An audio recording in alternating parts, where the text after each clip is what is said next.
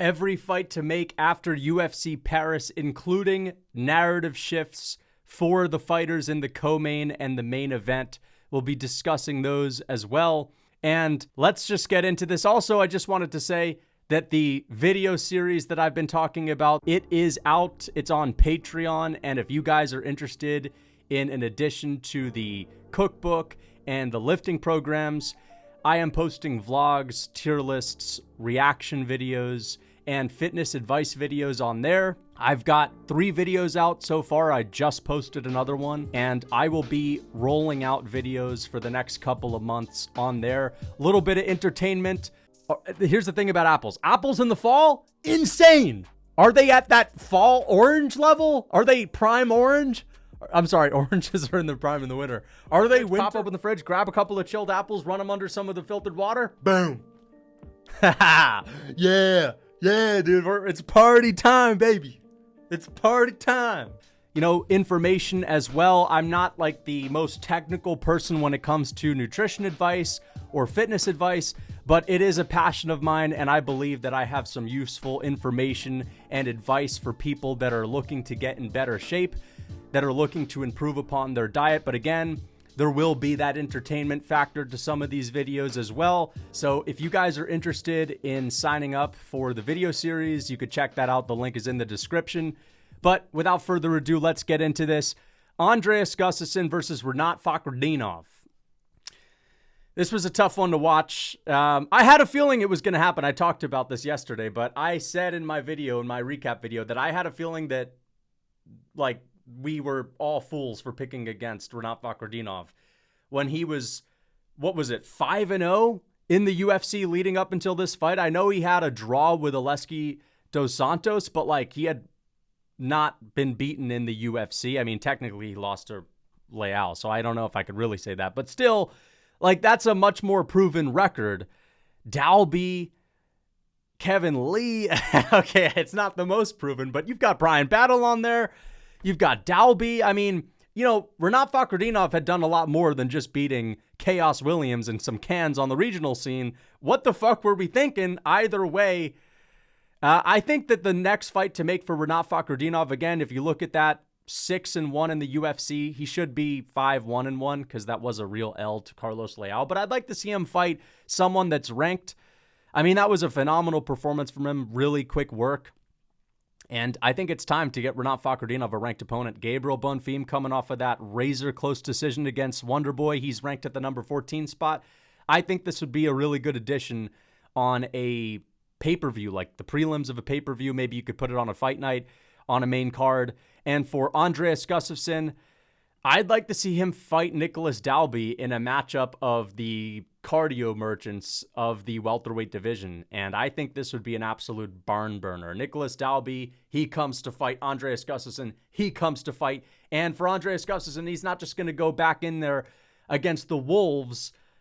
Wolves meaning people that will have knockout power. I do think Nicholas Dalby is still a serious test. I think Nicholas Dalby is a beast, especially for, you know, a 40-year-old. I mean, I don't know how he's able to maintain such a gritty style at that age, but either way, I would love to see this fight. I think it'd be a barn burner, but as I said, it's a little bit of a step down when it comes to KO power, and Andreas Gustafsson, I'd like to give him some time, a couple of fights with guys that don't necessarily have that knockout power so he can improve upon that defense, but it's still a tough fight. It's going to be a stylistic clash where both fighters are constantly going forward. They're pressure fighters. I think this would make for a fight of the year contender. So I would recommend this be on like the prelims of a pay-per-view. That would be sick. Andreas Gustafsson needs to improve on the defense. Let's get on to Brad Tavares versus Robert Bryczek. For Robert Bryczek, shocked us all. Much different looking kind of fighter in that last outing against Tavares than he was in his UFC debut, where he really didn't look good at all. He had a really phenomenal performance. I'd like to see him fight Basanger Susurkayev. Sorry, I don't know how to pronounce his first name, but Susurkayev, the guy that fought a couple of weeks ago, had a lot of hype off of that Dana White Contender Series performance and turned around a couple of days later. I think this is a step up from his first UFC opponent, where he took someone on that was making their debut The way that Robert Bryczek looked, I mean, he looks like he'll be a tougher fight than that guy that Susukaya fought in his debut. And that guy was a tough fight for him. Even though he still won and got the finish, I think this would be a pretty evenly matched fight. So let's make it happen. That seems like a really good matchup. I'm telling you guys, I've got some phenomenal matchmaking skills. I think I'm honestly one of the best matchmakers on MMA YouTube, if not the best. Let me know what you guys think. How do I match up with other content creators when it comes to matchups? You know, I've seen a couple of these bedtime videos and it's like, you know, someone will have a great performance and he's like, back to the apex against this man, right? And it's like, what are we doing? What are we doing? All right, little shot fired there, but you know, man, I think I'm a better matchmaker, bedtime. I think I'm a better matchmaker, son. Either way. Either way. I am the fun matchmaker. All right, but I do have a hint of realism. We're not doing Brock Lesnar versus Conor McGregor either way. Brad Tavares, I'd like to see him retire.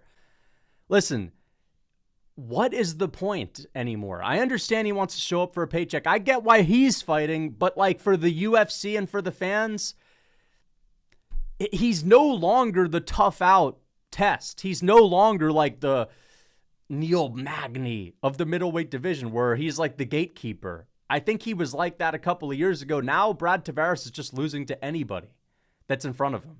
And he's old. And when he wins, the fights are nothing to write home about. Like, come on, we can't sit there and act like we get that excited for Brad Tavares fights. He's the brick wall takedown defense guy who's just a tough out. And it's becoming less of a tough out every single time. And that kind of defeats the purpose of him being in the middleweight division. Because for a long time, he was the tough out stepping stone. That's what he was for Adesanya. That's what he was for Whitaker. That's what he was for a lot of fighters. And I'm starting to see him slip off from that level. And once you have a guy on that level that slips off, they start losing to everybody. He's not the most entertaining fighter. I think it might be time. But, you know, obviously I don't know if he's going to want to retire, but it's just my opinion. Sam Patterson versus Trey Waters. Sick fight while it lasted. It's like a 2-minute fight. But Sam Patterson called out Neil Magny, and similarly, Neil Magny's getting to that point to where maybe he should retire. But to be fair, maybe we're only saying that because he's been chinned by two guys with insane power in their hands. But nonetheless, this is a really tough matchup for old man Magny. I think this is the fight to make, though. Magny, I don't think he's at the Tavares level yet, but he's one loss away from me considering him in that same, okay, maybe it's time to retire level. Either way, Sam Patterson versus Magny, that could be on an Apex card. I mean, listen, the UFC is going to stick it out with the Apex. They're thinking of expanding it. We're not getting away from the Apex. And you know what? If they are going to expand it and there are going to be like 5,000 plus people in there, I'm not going to mind them as much. But either way, this has Apex written all over it. Unfortunately for Sam Patterson, even though he is an entertaining fighter, this has Apex written all over it. Let's get on to Quay Fernandes versus Harry Hardwick. The lightweight Jonathan Martinez, who's lighter on his feet. Can't believe I can say that about someone that's 2 divisions above a bantamweight. But either way, Quay Fernandes is one of the best leg kickers in the UFC. Made easy work of Harry Hardwick. One of the worst performances on the card from Harry Hardwick. Just couldn't take the calf kicks whatsoever. And Quay Fernandes, this is the second fight in a row in which he's just been brutalizing people with these low kicks. I'd like to see him fight Esteban Ribovic. I think that's the perfect test. Because Ribovic, I mean, he's like an avalanche. He's one of these fighters that is constantly moving, fighting downhill, snowballing effect kind of avalanche, just flurries of punches, 200 significant strikes a fight. Esteban Ribovic has crazy output. But how is he going to deal with Quay Fernandes, who I want to see more of his boxing. I want to see how his boxing holds up in front of someone that's going to get in his face, get past leg kicking range.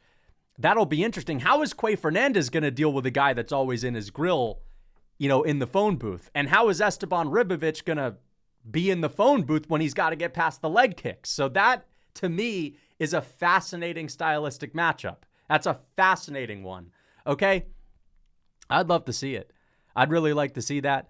I think that's like one of the most interesting stylistic matchups you could make. You could put this on a big fight night main card. You could put this on a big pay-per-view. You could put this on the headliner of a prelims for a pay-per-view. Let's get on to Marcin Tybura versus Ante Delija. Dude, I was worried for Marcin Tybura as soon as Bruce Buffer was announcing him. Usually fighters get kind of hyped when Bruce Buffer is saying their name. Maybe they put up a fist bump or they go like this. Marcin Tybura had the blankest 1,000-yard stare I've ever seen in my entire life. The fluoride stare. I don't know what that was, but I was not so confident after seeing that. And this picture kind of represents it perfectly. I don't know what's going on with Marcin Tybura.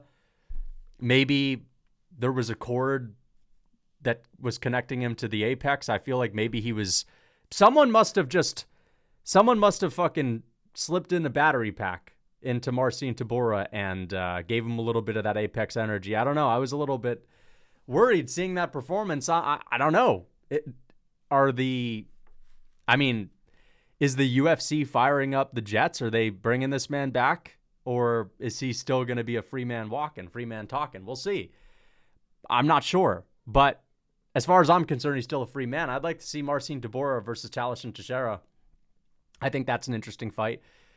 Talashin Teixeira 1-1 in the UFC, ranked insane, right? The heavyweight division is just absolutely cooked.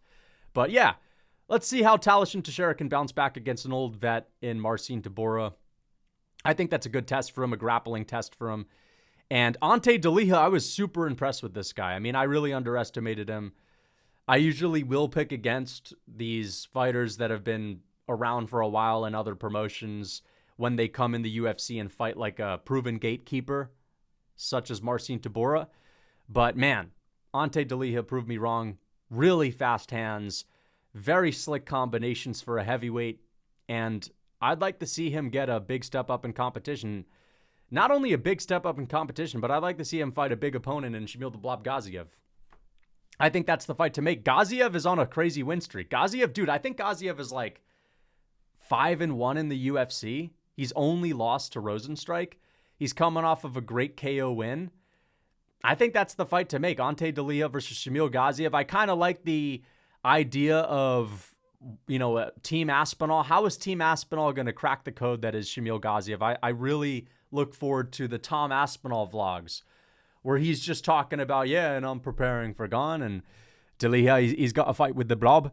And I just want to hear little statements like that in Aspinall vlogs. Like, I want to hear Andy Aspinall say, we're getting Delija. Yeah, we're getting him ready for Shamil. And that alone is going to be entertaining.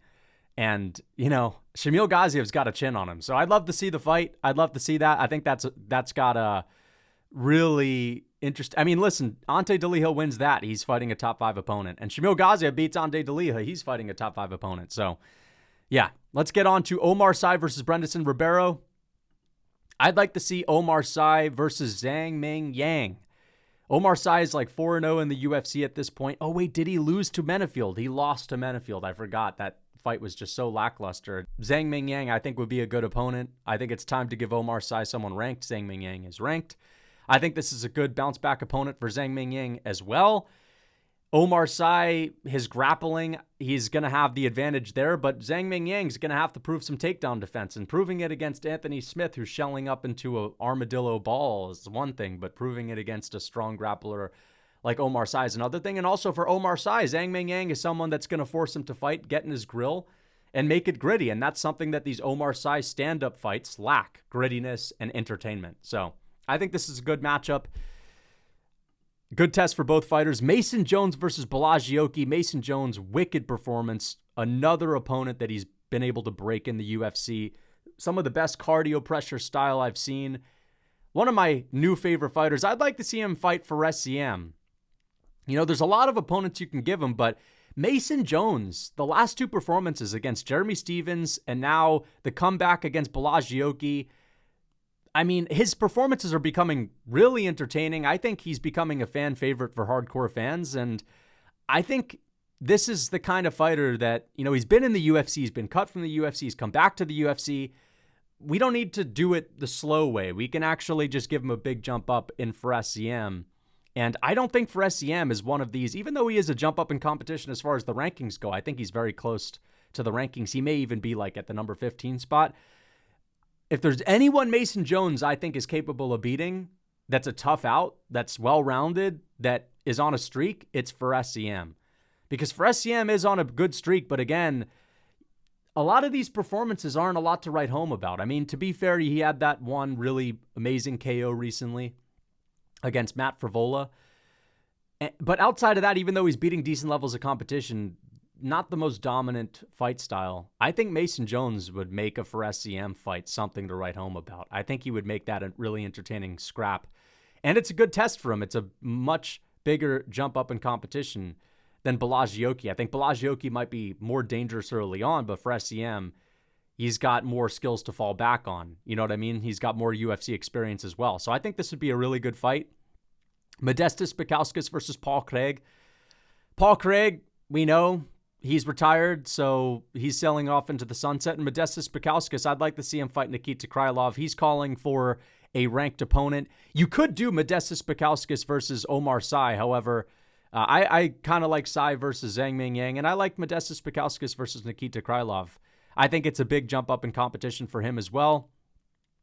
And for Nikita Krylov, it's a step down. We'll see if he can get back in the win column, but I like that fight. Let's get on to some narrative shifts. Benoit Saint Denis versus Mauricio Ruffy. What were the narratives before the fight, before I get into fights to make next? Listen, the narratives, Benoit Saint Denis was a fraud. He was never good. That's literally what the narrative was for most people. Like, yeah, this guy was never really good. I mean, I'm really not exaggerating. I think that maybe if you were to say he absolutely sucked, worst fighter of all time, not many people were saying that. But still, I feel like people weren't giving him the credit due for beating the opponents he had beaten. And yeah, I'm not going to sit there and act like Thiago Moises was a phenomenal opponent or Ismail Bonfim, you know, Kyle Prepolek especially. But Benoit Saint Denis, Matt Frivola too, Benoit Saint Denis, those were better wins than Mauricio Ruffy against James Yontop. You know who's beaten James Yontop? Chris Padilla beat James Yontop. All right? Like, who has beaten Bobby Green? Everyone under the sun in the gym, probably. Bobby Green's probably getting KO'd in the gym. Okay? Like, listen, no disrespect to Bobby Green. I think he's one of the most entertaining fighters in lightweight history. But I'm talking about the last couple of years, you cannot deny. The last year especially. Bobby Green has the worst chin in the UFC. He's not the same fighter he was a couple of years ago. Let's just be honest about that. It would have been a good test, but the current version just doesn't prove anything. I don't know, man. I feel like people were underestimating the good work Benoit had done on the ground against competent grapplers like Bonfim, especially Thiago Moises. And then for Ruffy, with the competition he had beaten, I thought people were crazy for saying, yeah, let's be honest, he's going to absolutely smoke Benoit Saint Denis, and I think he rolls Topuria into a Bazooka Joe joint. I mean, you had, I don't know if Full Violence was doing this, but you had people that were talking about Ruffy as Topuria's biggest test. People would say that. People were saying things like, I think stylistically a really tough matchup for Topuria would be someone like Ruffy, you know? Which is just insane. And I know it's styles make fights, but Ilia Topuria is a great grappler as well. The point that I'm making is the competition that he had faced, for people to be talking about him like he's just going to go out there and start rolling ranked fighters into Bazooka Joe joints is crazy. And Benoit Saint Denis was never good. Listen, I thought that I had overrated him. I'll admit that I overrated him, but people were underrating his grappling. People were underrating his grappling. And then the narratives after the fight, Benoit Saint Denis is going to be a staple in the top 15 for a while. I think that's actually the narrative. I think people are looking at Benoit. They're saying, you know what? Good win. Good grappler.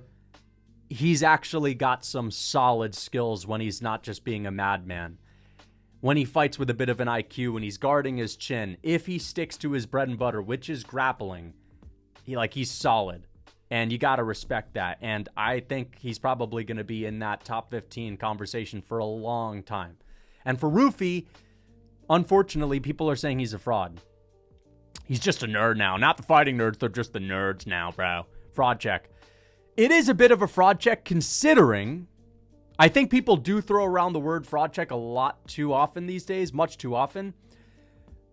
But considering the amount of hype he had with people talking about how he would, go out there and be a tough matchup for Ilia Topuria after beating No Chin Bobby Green and Jamie Malarkey, it is technically a fraud check. A fraud check kind of depends on how much hype they were getting before, right? That's why you could say Benoit got fraud checked against Dustin Poirier.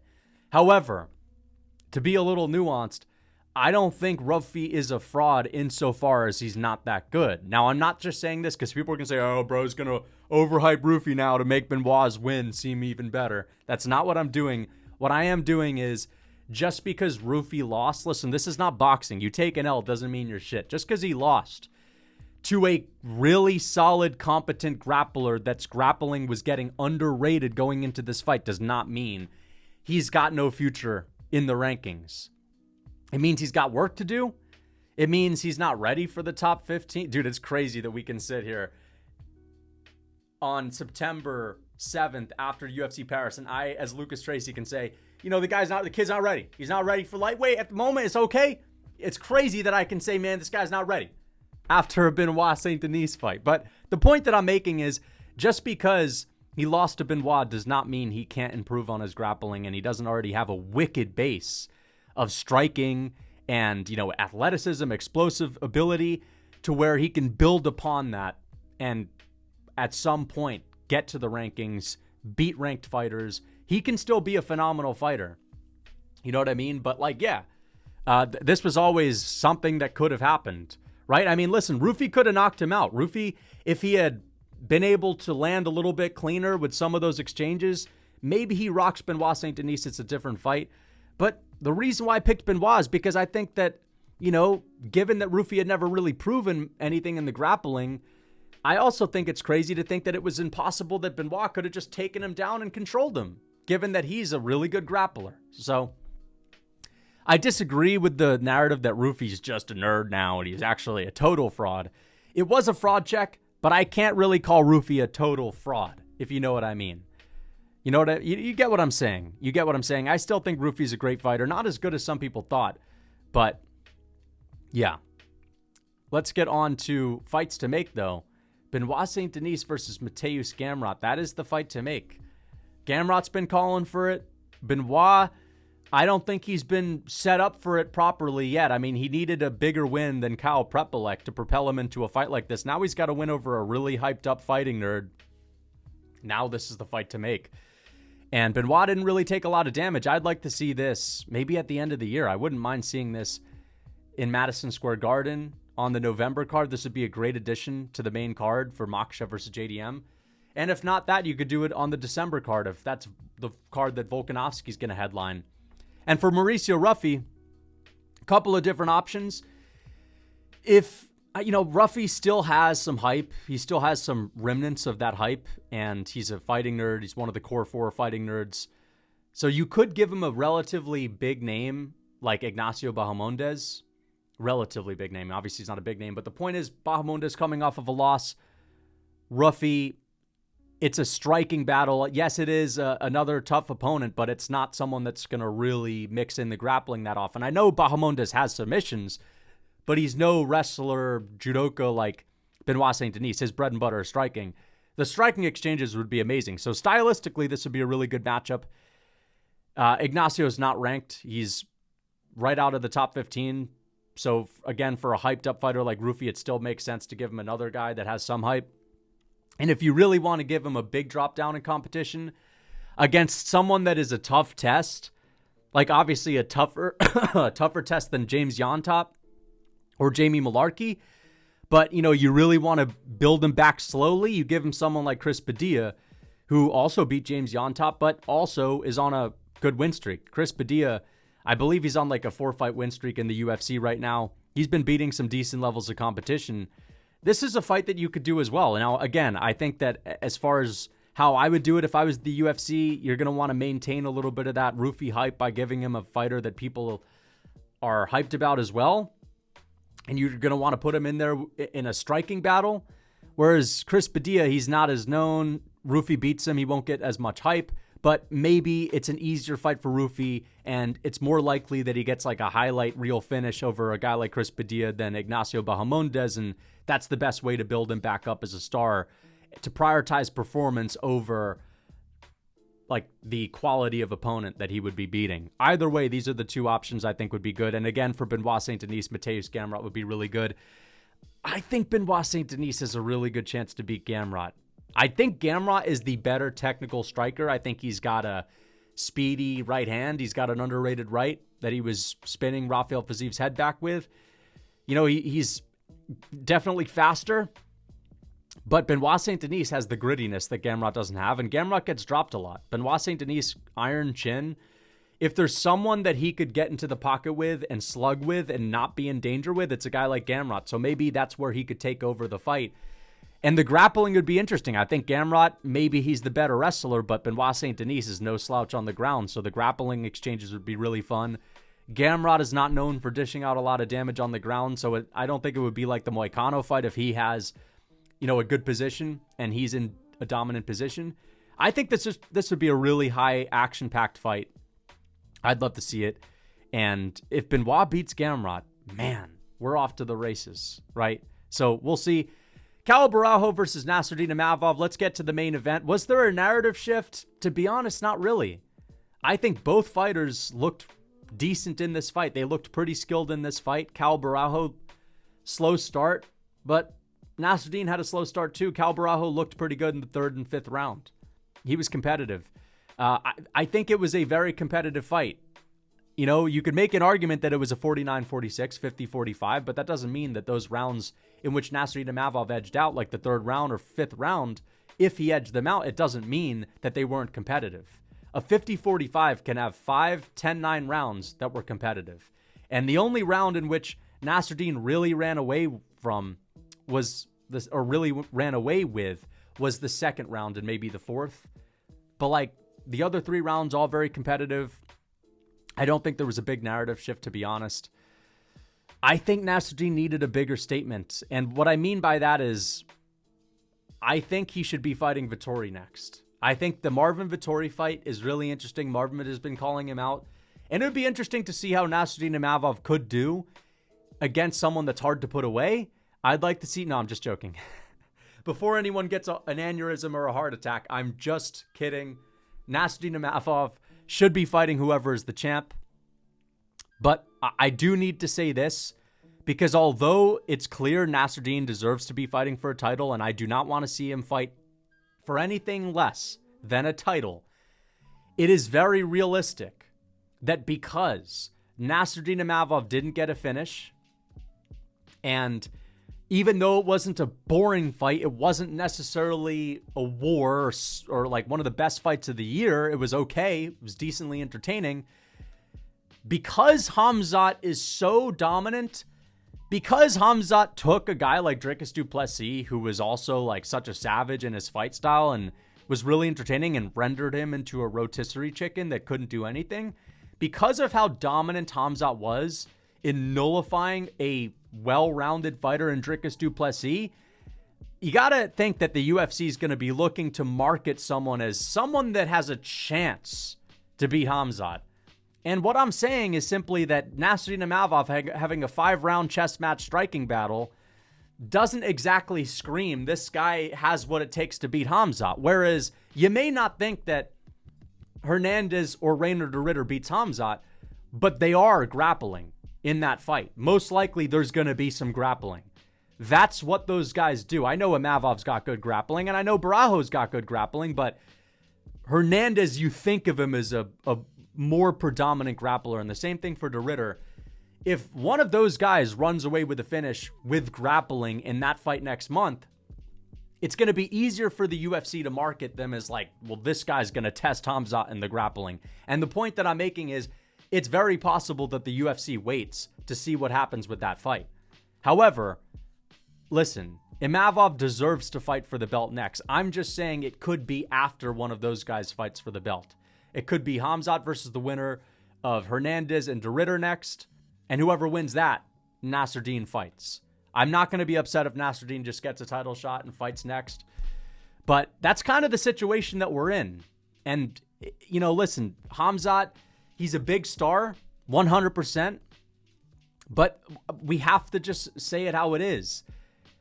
His performance, in part, it's because it was so dominant, but also in part, it's because it was a little bit boring.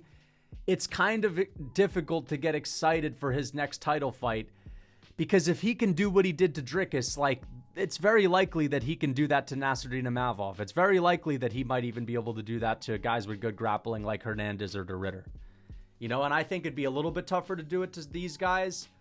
But still, man, you know, I'm not saying Khamzat can't just get these finishes, but like the point is if he doesn't get these finishes, we might be in for the same kind of fights. And some people are going to swear by that being a super, well, you're just a casual if you didn't enjoy it. I appreciated the skill. I was very impressed with the fact that he was able to do what he did to someone like Dricus. But as far as does it get me excited for this guy's title reign when he's not going to be fighting that often to begin with? And again, I think the UFC kind of fumbled here because Khamzat was saying that he's ready to turn around in October, but the UFC's doing the usual, oh, well, you can't fight on the Aspinall card because we need the heavyweight champion to main event. And it's like, they got to have Khamzat on his own card. They're going to want to have him wait. You know, I mean, listen, you get the point. The point is, Nassourdine Imavov, whoever's fighting for the title next, it's tough to get that hyped for it. Now, I'm understanding that Khamzat can just run through someone and submit someone with ease, and that's always going to be entertaining to watch. And there's also going to be that factor of, well, he's so dominant, it only makes it more intriguing because there is a chance that someone actually beats him or makes him have a dogfight. That's also interesting as well. But it's like, I don't know. Let me know what you guys think. But yeah, Nassourdine Imavov should be fighting whoever's champ next. He should be fighting for a belt next. If they just want to do him versus Khamzat, and they'll do the winner of Fernandes and De Ridder fighting the winner of Imavov versus Khamzat, I'm cool with that. But yeah, just don't be surprised if they wait to do title fights with Khamzat versus the winner of De Ridder and Fernandes first.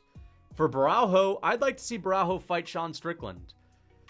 I'd like to see him fight Sean Strickland. I think that Sean Strickland, he's serving a suspension for 6 months, but by the time Borralho's ready to fight again, I'm sure Strickland will be ready to fight again. And you know, Borralho's only ranked at the 7th spot, but because he looked pretty good, I know he lost the fight. He clearly lost, but he was in there. He was doing pretty good work. And, you know, given that Imavov is such a good striker, for Ciao Borralho to have rounds in which he arguably won, like the 3rd, and to be, you know, making it very competitive in the 5th against a sniper like Imavov, it shows how good he is on the feet. And I think him versus Strickland would be really interesting. And Borralho, unlike in a fight with Imavov where he's got to worry about getting knocked out, you don't really have to worry about getting chinned by Sean Strickland. So maybe Borralho could force him into a war. Either way, I think it'd be a competitive fight, and I think it'd be an interesting matchup. So this is the fight that I'd make. Either way, that is it for the video. Let me know what you guys think in the comments. Until next time.